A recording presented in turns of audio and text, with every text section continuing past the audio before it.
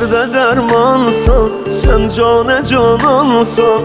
Hər yerdə varsan, görməyənlər üçünsə pünhansan. Sən məndəki mənsən, ruhumdaki sənsən. Fərq eyləməz görsənməsən, aşkarda görsənsən. Sən cümlə varımsan, sən hökmüdarımsan. Mən bir günahkar, bəndə sən pərverdigarımsan. Sən tək pənahimsən, Rəbbim ilahimsən. Uğdan xəta şahdan kərəm, əffeylə şahimsən. Bağışla ey bağışlayan, rəhimli mehriban olan Allahım Allah. Bıraxma əllərimdən ey yanımda hər zaman olan Allahım Allah. Bağışla ey bağışlayan, rəhimli mehriban olan Allahım Allah. Bıraxma əllərimdən ey yanımda hər zaman olan Allahım Allah.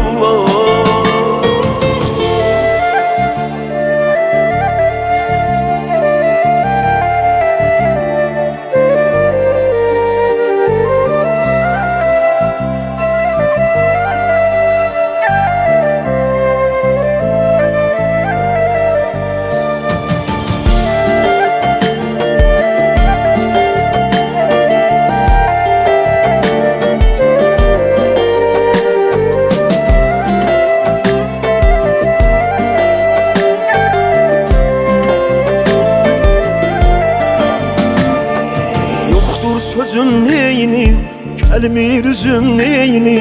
Rəhmət qapından diqqətin çəkmir gözüm neyini.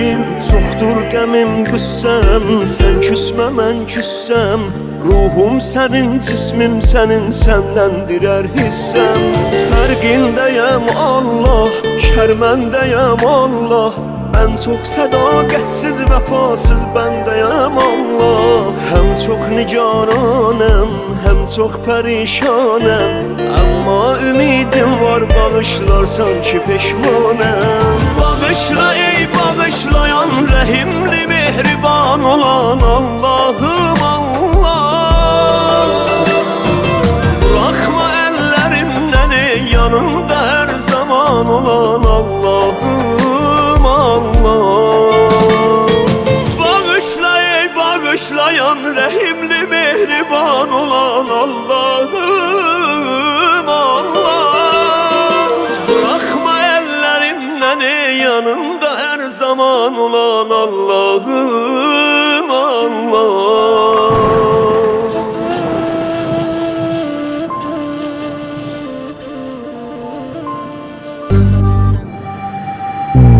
Gəlirəm Allahım sənə, qapıları aç mənə. Gəlirəm ya Rəbbim, dərgahına nur saç mənə.